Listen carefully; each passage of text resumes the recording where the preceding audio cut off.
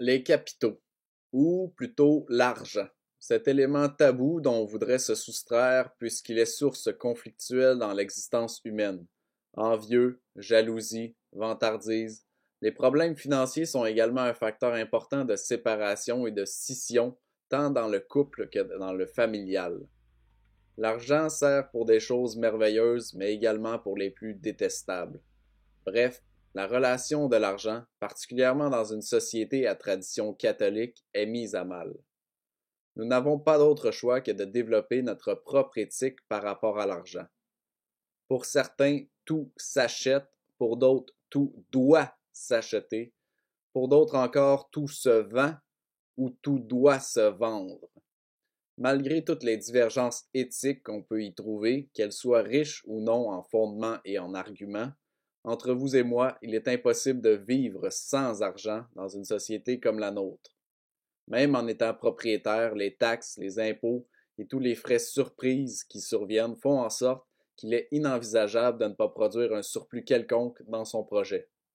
Chez les familles paysannes autosuffisantes du Québec de 1800, la production d'un surplus permettait de payer ce qu'on ne pouvait fabriquer ou ce qu'on pouvait produire.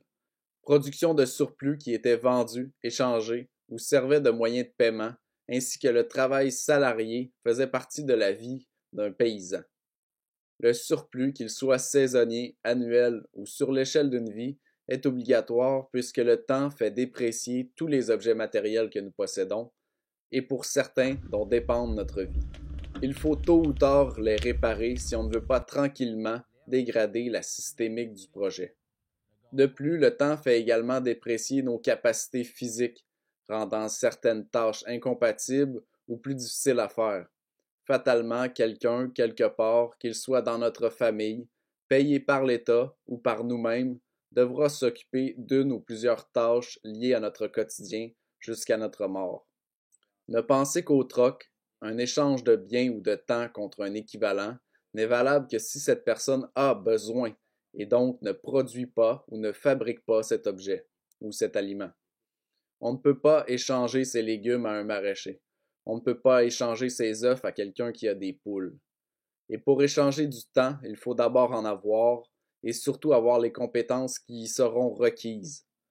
Outre la force, il faut aussi la technique. Si vous êtes compétent en électricité ou tout autre domaine, ceci est à titre d'exemple, votre temps et vos compétences, autrement dit, votre force de travail, vaut plus que si vous êtes uniquement cet assistant qui ne fait que passer les outils.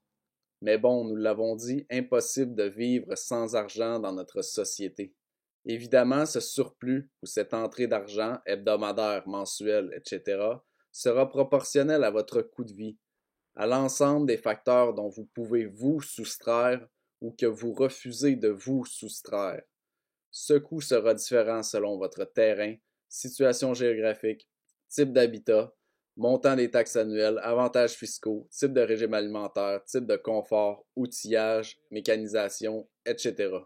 Vous aurez aussi besoin de capitaux pour réussir votre projet, acheter un terrain, une maison ou la bâtir, entretenir des bâtiments, se procurer des animaux, nourriture, soins, plantes, arbres, semis, outils, etc. Si quelque chose coûte peu cher, il y a des raisons. C'est peut-être parce que vous avez vous-même assumé un nombre X de temps supplémentaire pour réaliser l'objectif final. C'est le cas souvent des matériaux de récupération, qui doivent d'abord être trouvés pour ensuite être réparés, peaufinés ou aggradés, pour enfin finalement être utilisés. Il y a peut-être des coûts également qui sont dissimulés et que vous ne comptez pas. Le fameux déplacement pour des objets qu'on retrouve moins chers plus loin, en oubliant de calculer le prix du carburant. Ce qu'on entend parfois, j'ai sauvé 20$ sur cet objet, mais j'ai fait 1h30 de route pour l'avoir. Si c'est gratuit, c'est parce que vous êtes le produit ou parce que quelqu'un en assume les coûts pour vous. Si YouTube et Facebook sont gratuits, c'est parce que vous êtes le produit. Si un voisin vous apporte une douzaine d'œufs, ce n'est pas parce qu'elle est gratuite, c'est parce qu'il a assumé le coût de sa production pour vous. Il peut paraître anodin s'il est ponctuel, mais s'il s'inscrit dans la durée en termes d'années, il aura une importance considérable. Une douzaine d'œufs avec un coût de production de 4$ par semaine pendant 20 ans équivaut à 4 200$ sans compter l'inflation. L'argent, c'est la possibilité d'investir dans votre projet. Acheter pour 1000 $ de bois de chauffage ou acheter une remorque et une scie mécanique. Acheter des sacs de pommes ou un pommier. Les capitaux servent à investir pour sauver du temps, avoir des outils plus performants, suivre des formations, autrement dit, aggrader ses connaissances et ses compétences, acheter des matériaux qui sont plus efficaces, qui sont plus durables. Mais une chose est sûre, l'argent n'achète pas la volonté. Si l'argent permet de sauver du temps, c'est qu'il en a fallu aussi pour gagner cet argent. Reste à voir si le jeu en vaut la chandelle. Pour ceux qui analysent tout en rapport avec le terme de rentabilité, ce qui n'est pas nécessairement mon cas. Évidemment, cet enjeu est différent pour chacun. Une personne au salaire minimum sauve plus d'argent à faire des tâches de ses propres mains comparativement à une personne gagnant 4 fois le salaire minimum. La valeur de l'argent est proportionnelle au salaire horaire ou aux entrées d'argent qu'une personne arrive à faire. Bref, on ne peut pas vivre sans argent. Il devra fatalement y avoir un investissement de départ ainsi qu'une entrée proportionnelle à son projet et à son coût de vie à tous les ans. Et qu'est-ce qui va vous permettre d'économiser ou de minimiser l'utilisation de l'argent?